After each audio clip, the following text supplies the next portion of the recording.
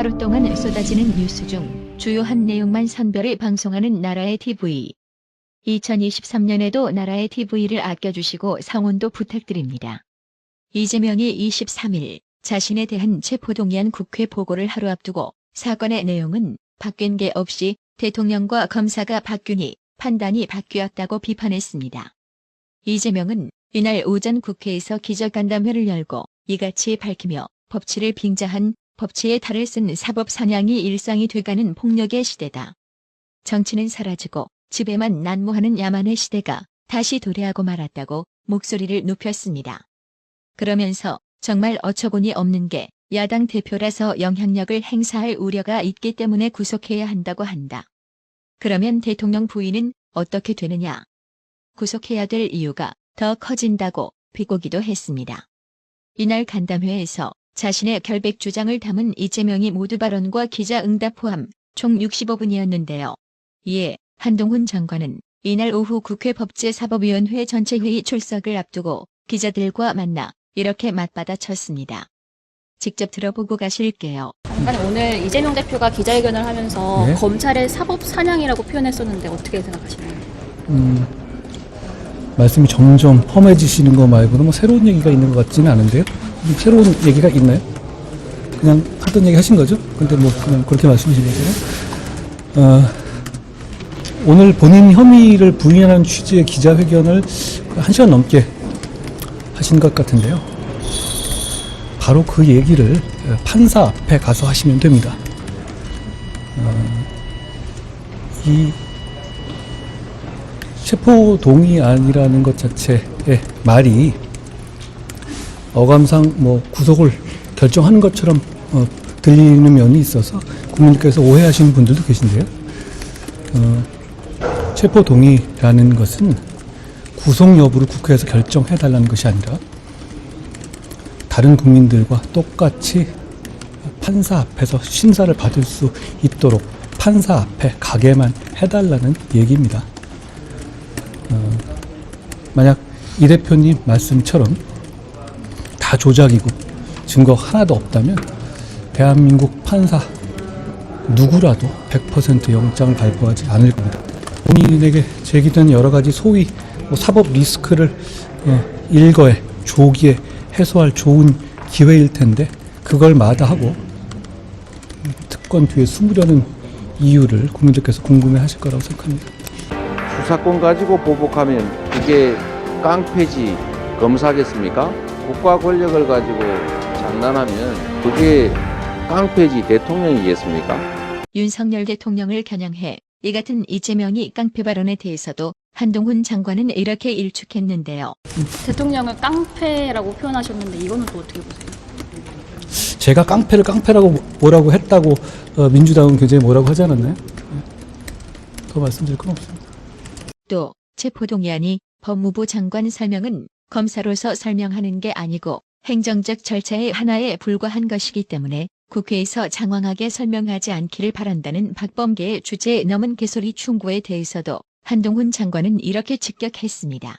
체포동의 여부를 결정하기 위해서 법무부 장관으로서 최선을 다한 것이고요. 민주당의 말씀은 어차피 다수당이 힘으로 부결시킬 테니까 상세하게 설명하지 말고 대충 설렁설렁 하고 넘어가자라는 말씀 같은데요.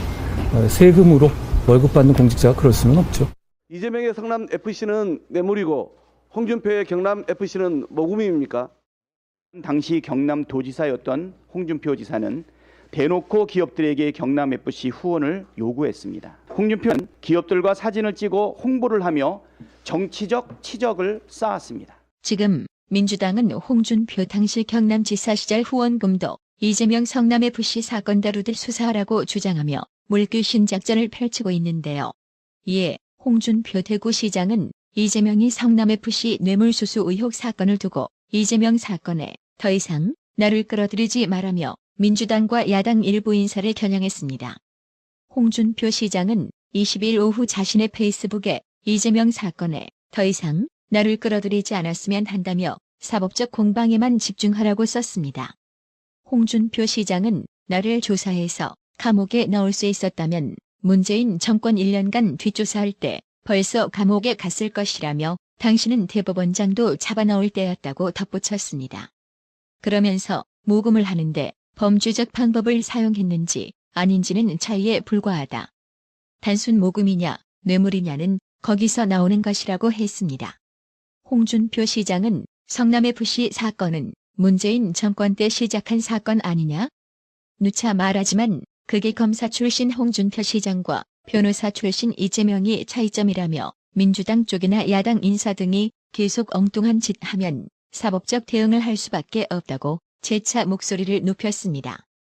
그러면서 내가 우리 당 당무에는 당고문 자격으로 적극적으로 의견을 밝히지만 이재명 사건을 비판 안 하는 이유는 여소야대 국면에서 야당 도움도 받아야 하는 대구시장이기 때문이라며 자중할 것을 촉구했습니다. 국가정보원과 경찰이 23일 오전 8시 30분쯤 경남 창원시 성산구 민주노총 경남본부 내 금속노조 경남지부 사무실에 들어가 압수수색을 벌였습니다. 이날 국정원과 경찰 100여 명이 사무실을 찾은 것으로 알려졌습니다. 이날 갑작스러운 압수수색에 국정원, 경찰과 민주노총 경남본부 조합원 사이 실랑이가 벌어지기도 했는데요. 방첩당국이 국가보안법 위반 혐의로 수사 중인 사건은 크게 두 가지입니다.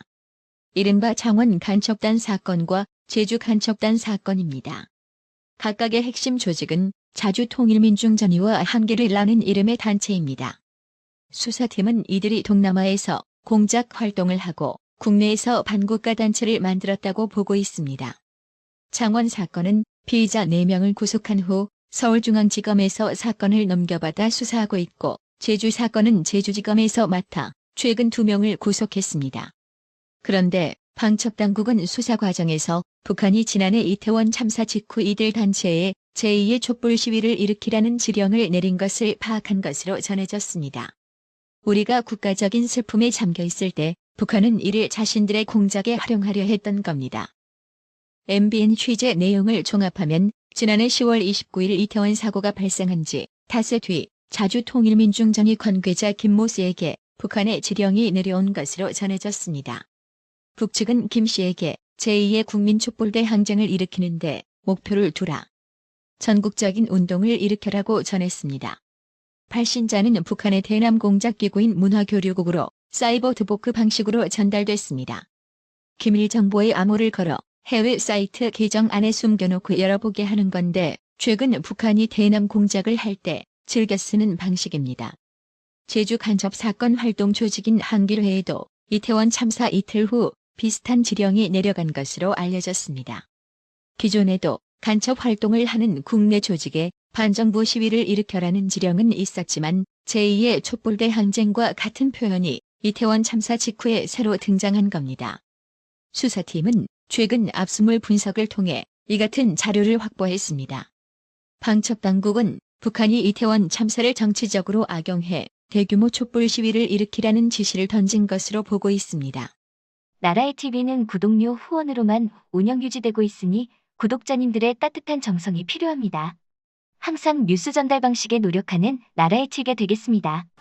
구독 그리고 알람 설정, 뉴스 영상 내용이 좋았다면 좋아요를 클릭해주세요.